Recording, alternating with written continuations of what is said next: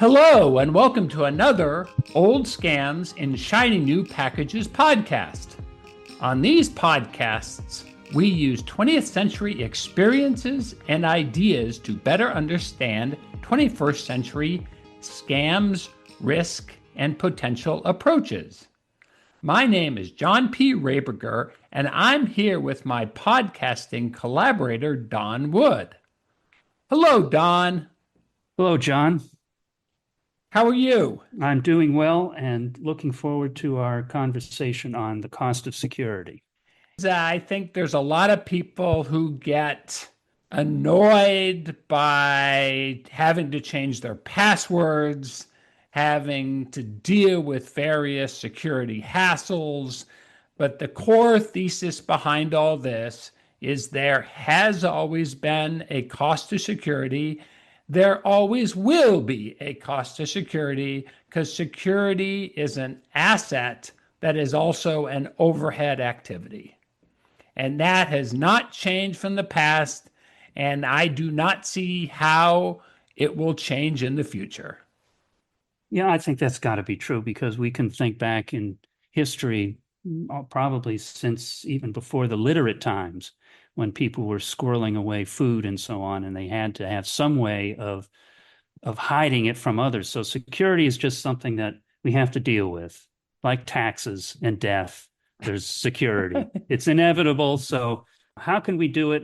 And what's the best way? And how does this compare to other costs of security in the past?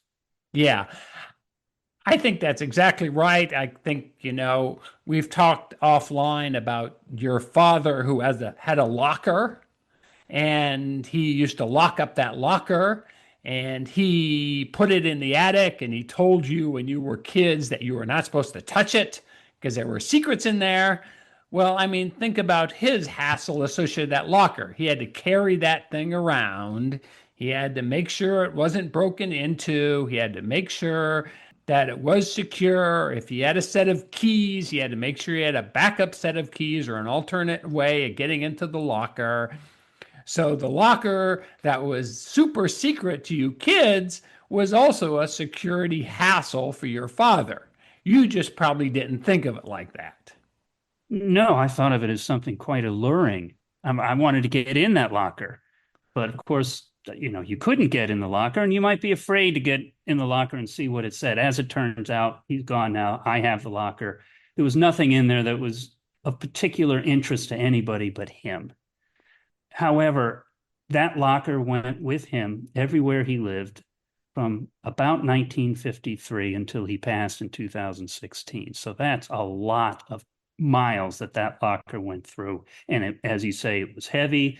It was the old steamer type locker, which was really meant to be on a steamship. They don't make them like that anymore. And it had papers in it and little souvenirs. But those are the kinds of things that now we have on a drive somewhere, and we don't even know where the drive is.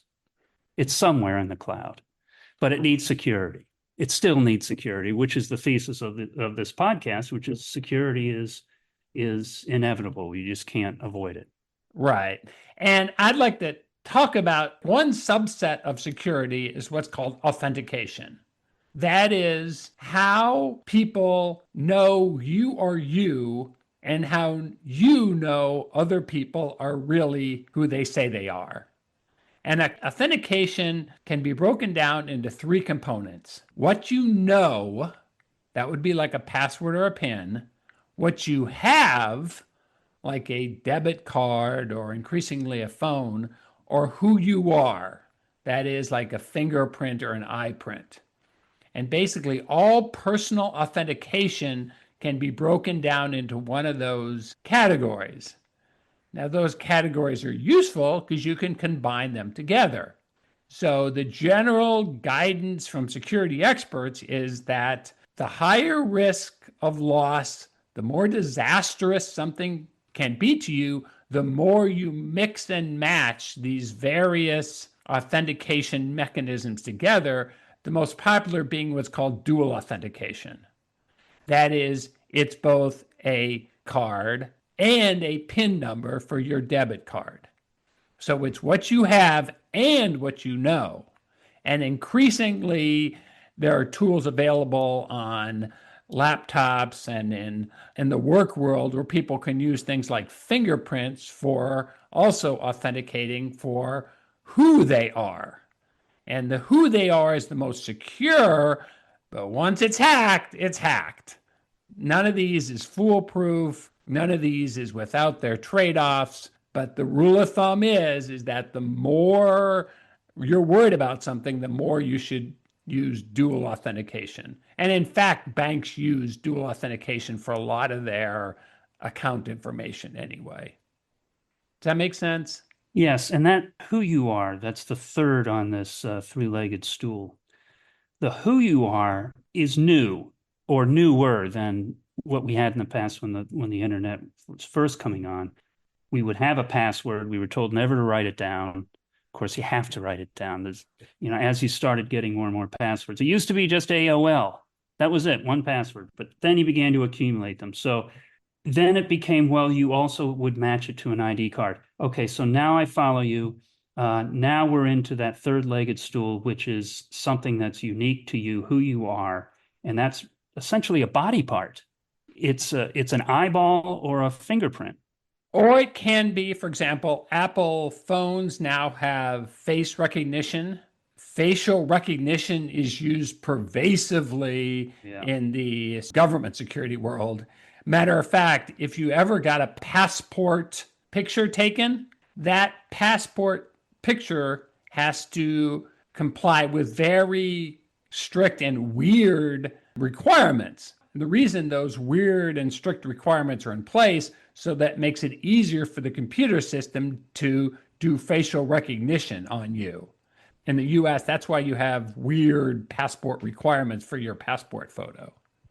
So facial recognition has been used for quite a few years. Biometric has been used for quite a few years in the government, commercial organization world. It's just now sort of percolating out into the consumer world also. And I've experienced that myself, John, this past summer at Nationals Park, where you can opt into their system and they'll take a picture of you on your phone. It stays in the app. And then when you approach the gate at the actual park, you rush right in like a VIP. You see your picture on a screen briefly, and then you move on. It's like getting on into an airplane nowadays. They somehow, someone, somewhere on the cloud has that photo and can look at your face and instantly identify you, which seems like magic to me. So yes, I guess that's the third leg. That's who you are. But again, it's a body part. It's your Yes, face. right. It's important to understand none of these is foolproof or none of these is flawless. And for example, a lot of computers now have fingerprint recognition on them. I mean, the problem with that is that if you get dirt or sweat on your fingerprint, sometimes it doesn't work. If you cut your finger, it doesn't work. If the reader is smudged or dirt on it, sometimes it doesn't work. So facial recognition isn't perfect. None of these security mechanisms are perfect. That's why for more security, you generally want to put combos of them together. We talked about what you know, what you have, and who you are. Organizations are increasingly going to your cell phone as the second device of what you have. That's why you get these codes to your cell phone and you have to respond to your cell phone because that's another subset of the idea of what you have. And most everybody has a cell phone nowadays, and they're all typically connected to the internet. So those codes for your phone are the kind of a dual authentication mechanism. You see a lot used by financial organizations, and Google uses them. And so I think that's going to be around for a while. That's just another reason why everybody's got to have a phone and their battery has to be charged. Can you imagine losing battery? Then you begin to lose a part of yourself. It's a tool for authentication. At least I know for Google, they have another mechanism for doing it. It's just what they prefer is the dual authentication of a password and a phone-based, click here to confirm type of thing. Mm-hmm. And I don't blame them because given the risks of security break-ins and password compromises, I mean, by the way, passwords are not measured in terms of being secure or not. They're simply measured in terms of how long it takes to break it. Basically, all and any password eventually can be broken. It's just a matter of how long it takes.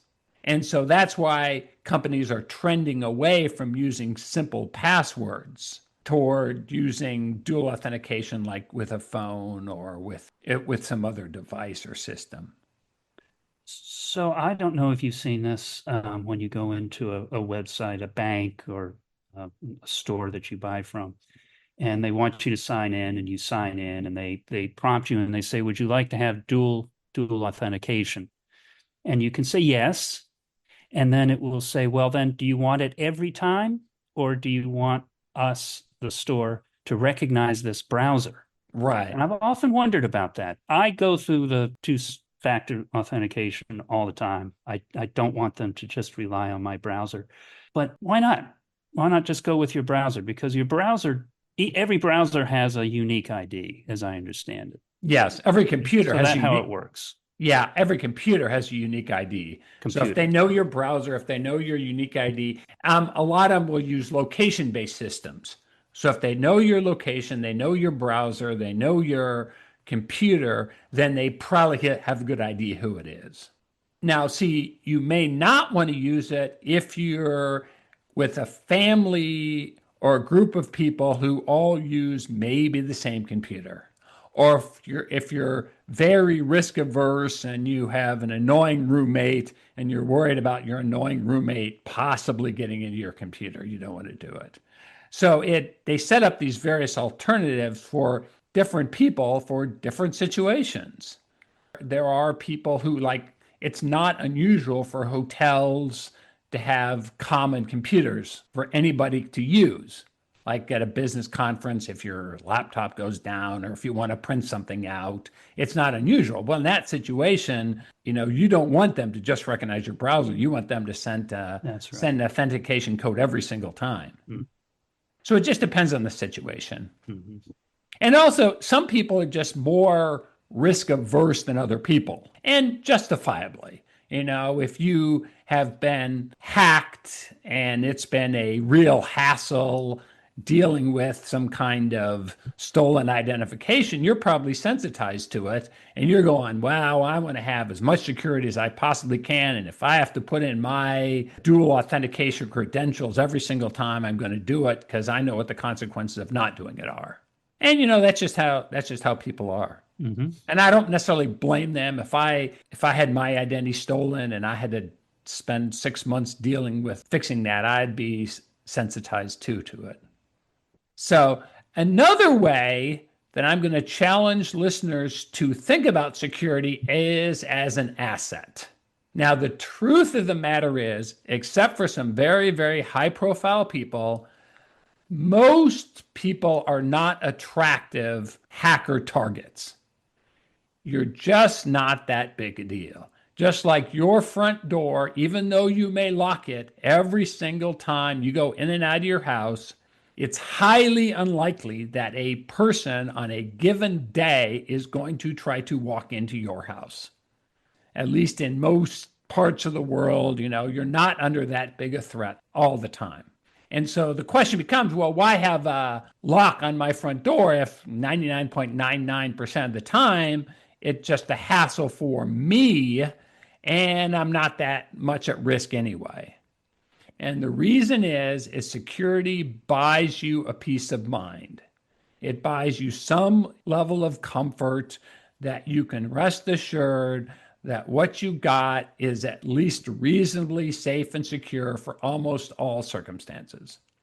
And to some degree, it's kind of like insurance a little bit. You pay for insurance, but you also have the peace of mind. And so when you're paying for the lock on that door and the key for that door, and what you're doing is you're essentially buying peace of mind, and that is an asset. So whenever you have to type in your change password for the third time because it's a hassle and you forgot it and you can't figure out where you wrote it down and you wrote it down wrong and you can't write your own and you can't read your own writing, what you're doing is providing some level of peace of mind in that if it's a hassle for you to get in, it's probably more of a hassle for somebody else to break in. So I would challenge people to think about security as a type of asset and the cost of having security in terms of hassle or actually cost for virus protection is really you're paying for an asset that provides a peace of mind. Yeah, that's right. I can see that, John. And I'm thinking about why in the 21st century, many of us get frustrated when we have to type in a password for the third time because the first two times we did it, we forgot the ampersand or we didn't do an uppercase and that kind of thing. And the machine keeps telling you don't recognize the password, try again. If you do it one more time and it doesn't work, you'll be locked out for 24 hours. And one thinks, oh, this is so frustrating. How can we not get something better than this? But the fact is, it's always been frustrating, no matter what security arrangement we've had. As you've noted, I've got a ring of keys somewhere here, half of which I don't know what those keys go to. And I've tried color coding them, and then I forget the color code. So it's again, it's one of those elements of the universe that we just can't get around. It's going to be with us always in Yeah. some form.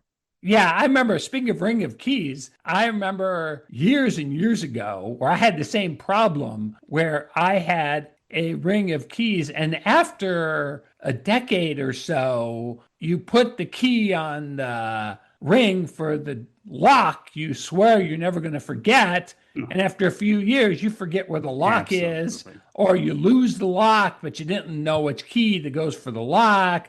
And then it becomes like, if it's important enough, then you have a spare. And then you hide the spare house key under a rock, and then you go and forget what rock you put it under. Matter of fact, it used to be a joke for a long time, and it used to be a movie trope that the spare key was always under the doormat. You're right. So every movie, oh, where's your spare key? And everybody would lift up the doormat. And I mean, it's kind of funny, but also it's kind of true because everybody knew that if they wanted to get in their house, they had to have a spare key somewhere. And maybe you left it with a neighbor, but then you had to trust the neighbor. Then, if you found out you couldn't trust the neighbor, then you'd have to go get your key back, or you'd have to change the lock to the door and then tell the neighbor that, oh, never mind, it doesn't work anymore.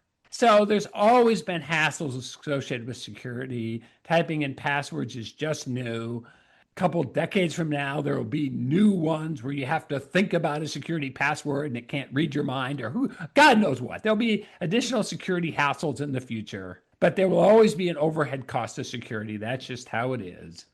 But I will say that after 73 years, I still have that key to my father's steamer trunk. He's gone, but the key remains. Well, good for you. Had it been a digital key or a computer or a thumbprint, it would be impossible now to get into that trunk without destroying it. So there are advantages to the old ways. Or maybe you're just a super diligent key keeper and you just keep all keys and then you have a little box full of keys. Remember, we had a box full of keys. Oh, yes. I've And got a whole fistful of keys. I don't know what they go to. I think they go to buildings that are 100 years old and no longer standing. I'm sure that's the case. But I don't want to throw them away because I'm not sure right, I need right, them someday. right. So, But imagine your kids in a few years when you and I have moved off beyond this mortal coil, they'll be sitting there with a bunch of keys and they're going to be going, well, who knows? Maybe these are some secret safety deposit boxes with Krugerrands in them. How do we know which is which? So there's security hassles all the time, and there always will be. God, you talk about the mortar coil. What happens when you pass away and you don't have your device with you to ascend to the gates of heaven? I don't know. And St. Peter is ready for you at the pearly gates, and he just needs to authenticate who you are. I don't know. You do it. I'm not a clergyman. I'm just a computer nerd, so I can't answer that question. But the computers were supposed, this whole age was supposed to make things more convenient. And I think that's why there's sort of just a general disgruntlement with the whole password and security regime that we have, no matter what form it takes, even now with facial recognition, because as you say, everything could be hacked. And virtually everybody's face now is on the internet. Yeah. Someone's face, even if you didn't put it up yourself, you were at a party or a family event, someone took a picture, off it goes to Instagram, it's available to the world. So, all of these things were sort of hanging out there. Voice prints the same way, John. Here we are talking on a podcast. Eventually, this will go up on the internet. It will be available to presumably anyone who wants to hear. So, our voices, the very parts of our body, which are number 3 on the triad you're talking about, they're out there and they can also be hacked. Yes, they can be. Matter of fact, I've seen some pretty impressive emulations of people using systems to copy other people's voices that they picked up off of podcasts, and they're pretty good. It's pretty impressive what they can do in terms of copying voice. That's why, in terms of the third who you are, a lot of companies don't use voice as a authentication mechanism. They generally use something more like fingerprint or things like what you have, like a cell phone or a cell phone number and things like that, rather than voice recognition, because it is a lot easier to hack than other things like a fingerprint or a retinal scan. So, what about password managers? These are online storage units, call them a locker, that will, for a fee, you can put your passwords in there, type them in there. I've used one once and I paid for it, a yearly fee, wasn't a big fee.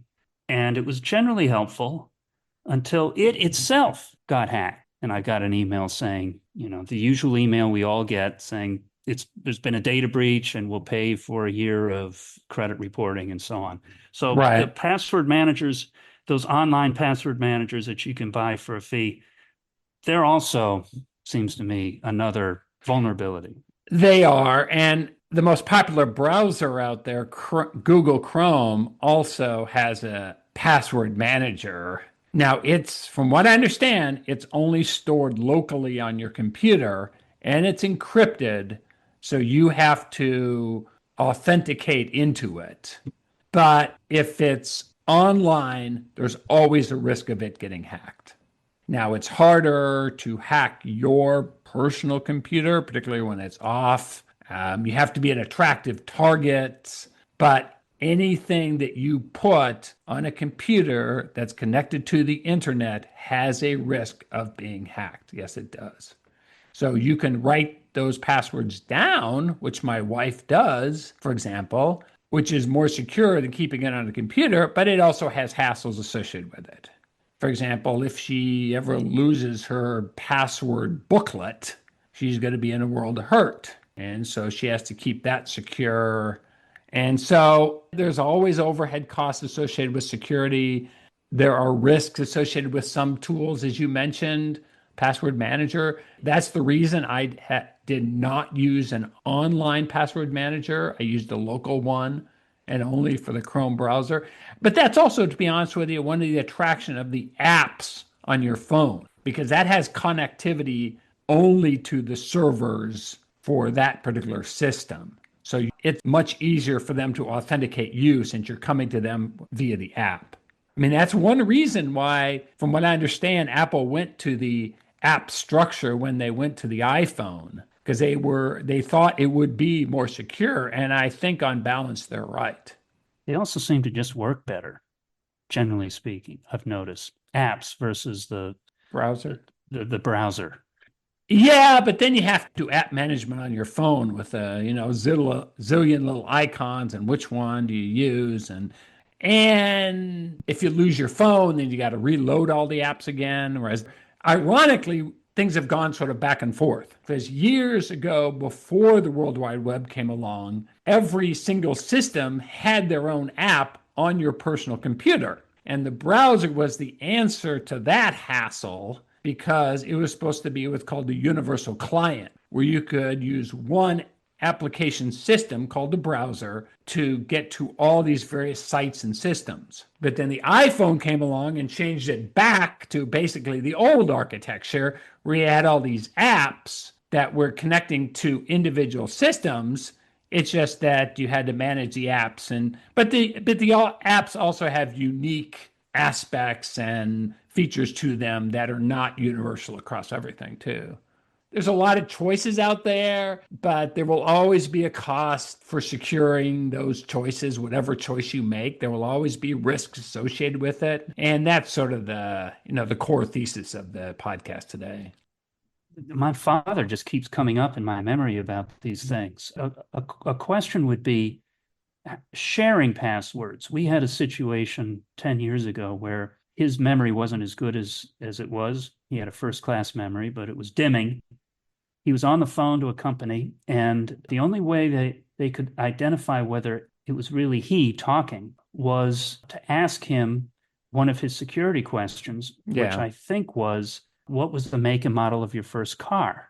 Now, he was on the phone because he couldn't get the website he was trying to use to work online. He didn't know his password. So in order to identify, he had to go to the phone, call up a human being, and they asked him a question which he couldn't remember, which was the whole reason why he was on the phone in the first place.